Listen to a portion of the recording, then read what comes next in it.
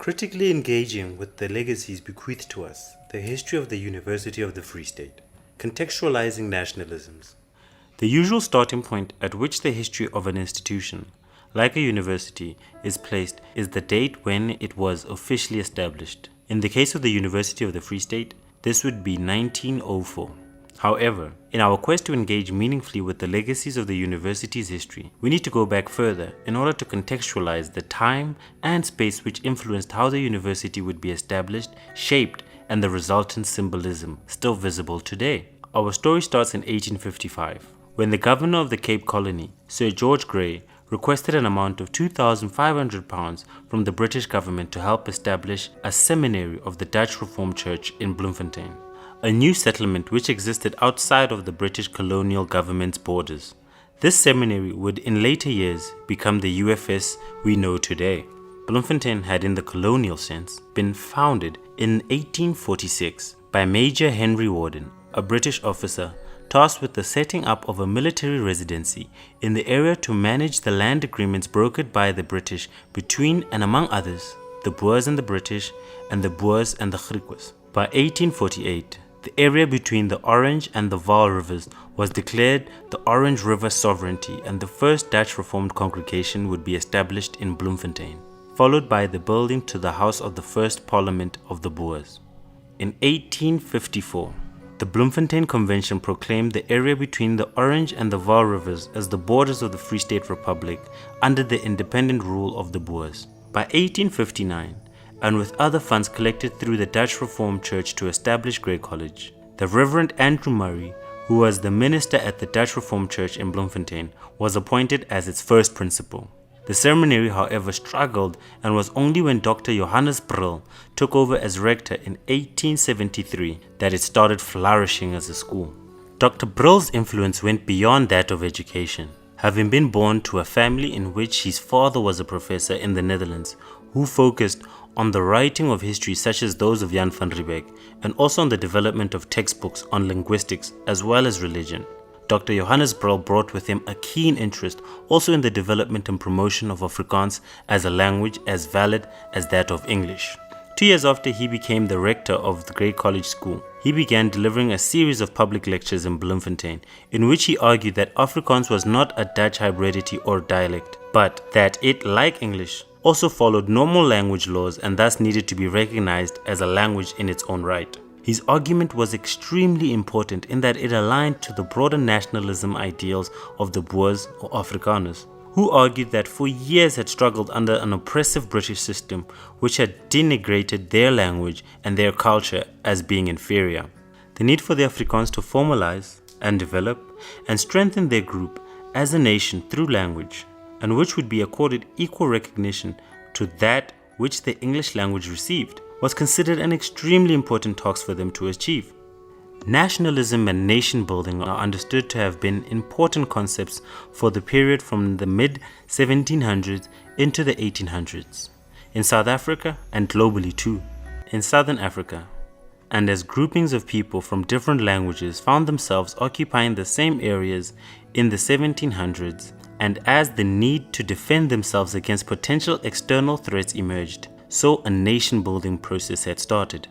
Some of the earliest examples we have of this is how the broader Botswana nation developed. In particular, the geographic areas we know today as Botswana, the Northern Cape, the Northwest Province, and in how the Basotho nation developed in the geographic regions we know today as Lesotho, the Free State, and the Eastern Cape provinces.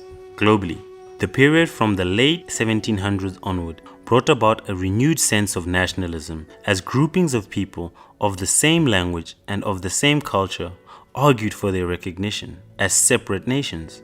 In the Western understanding of nation, at the time, a nation was conceptualized as having a distinct culture and territory and would therefore be deserving of an independent political life. Citizens of a nation would in turn feel connected to their fellows by ties of blood, culture, or common experience. Very importantly, members of a nation would not simply be common subjects of a ruling dynasty or of an imposed authority, as the Boers viewed the British and traditional leadership structures.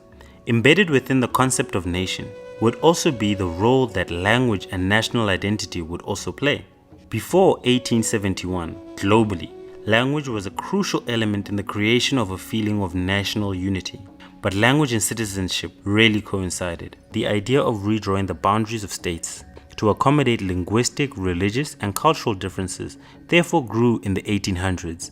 Hence how, with the establishment of the Free State Republic, one of the fundamental assumptions of the Constitution of the Free State Republic from 1854 to 1902 would be that only white people were citizens of the province and that so-called coloreds and the people of the Paulus Mubedi, Basotho, were not entitled to participate in the government of the day or any of its privileges.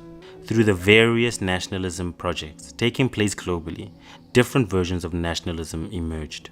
Civic nationalism came to mean that a nation could be formed in a particular territory and people of various cultural backgrounds could assimilate into that dominant culture. An example of this from the 1800s was that, for example, becoming American. The nation-building process utilized in Southern Africa could be considered the same. Other versions of nationalism, however, defined the nation in racial terms, which excluded those who did not share common ancestry. An example of this would have been Germany expelling all non-German people, especially Jewish people. This form of nationalism underpinned the Boer republics, and as a result, no colored or black person was granted citizenship rights in the Free State Republic. The ideas of nationalism, however interpreted, underpin the ideas and objectives of not only the Boers but also other European nations, many of whom would come to South Africa to fight on behalf of the Boers during the Second South African War between 1899 and 1902. As history shows, the Boers were morally supported in the war against the British by countries like that of the Netherlands, while individuals from countries like Perusia, Ireland, Canada, and elsewhere came to South Africa to fight the British on behalf of the Boers and their ideals of nationalism and republicanism. Bril's influence in promoting the development of Afrikaans as a legitimate language was therefore welcomed and supported by the Boers in the Free State Republic, and it would further strengthen the arguments of other Boer leaders, such as those of President Rietz and Steyn, to also promote for the development of Afrikaans as a language and for the development of a university to serve the needs of the Free State Afrikaners as a nation in their own right, as it were in their own territory. As historical records show, in 1894, the Chief Justice of the Free State, F.W. Rates, called for the establishment of a university in the Free State, stating that without the Republic of the Free State having its own university, that the Free Staters would have to travel to be examined in Cape Town in a language which was not their mother tongue, in other words, in English. The Free State Parliament would in the late 1800s also adopt resolution towards the establishment of a university. In 1896, the Free State President M.T. Steyn again strongly argued from various public platforms for the establishment of a university for the development of the Afrikaners in the Free State Republic. With tensions continuing to mount between the Afrikaners and the British colonial government in terms of the recognition over sovereignty, land, and mineral wealth, in 1899, a few months before the outbreak of the Second South African War, Steyn again called for the establishment of a university in Bloemfontein, indicating that the Free Staters would need to work towards this as an independent university where they could be taught in their own language by their own people. Supported by similar speeches made by Rates, by 1899, Free Staters fully supported the idea of a university, based on the conceptualization that this would assist the Afrikaner as a nation in their own right to develop. And then the second war between the Afrikaner republics and the British Empire erupted again.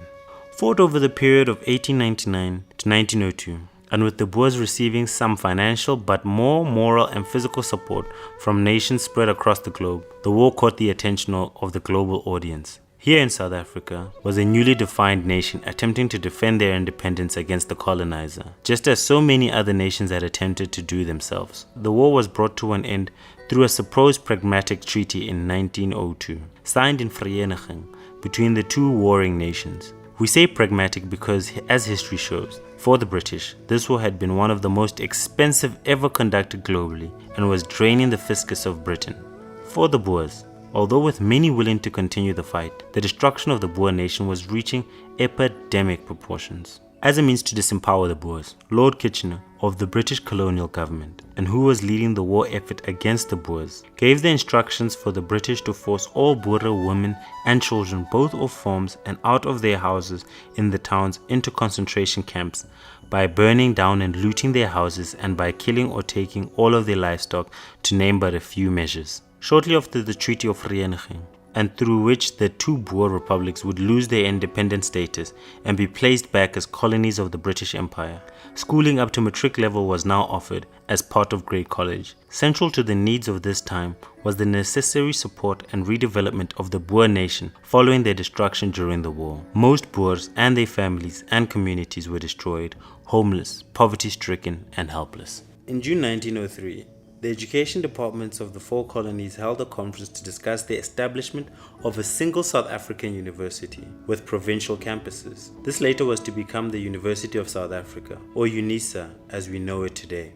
Little support for this idea was, however, at the time received from Reitz, Steyn, and the Free State Parliament for these proposals. Underpinning their lack of support was the notion that the university would be English and would represent once more the interest of the British Empire, their long-standing enemy, who they had gone to war against, who had attempted to totally destroy them, and who had taken away their independence. Only once the Lieutenant General of the Orange River Colony, Sir Hamilton Gould Adams, an alumni of Grey College, welcomed it, and once Dr. Brill had argued that although the university would be English at first, as it would have to follow colonial policy, that it could be the basis for later developments to support the development of the Afrikaans, did the Free Staters welcome the idea. By November 1903, recommendations were made to establish the proposed university on land outside of the city, with this land to be donated by the English-dominated Town Council of Bloemfontein. In 1904, the Grey University College accepted its first students. 1904, there we go, the origins of the UFS as we know it today, but which at the time still formed part of Grey College, argued for from the mid-1800s as a means to educate and develop the Afrikaner nation. Its establishment would, however, come later, amidst the post-war destruction of the Afrikaner nation.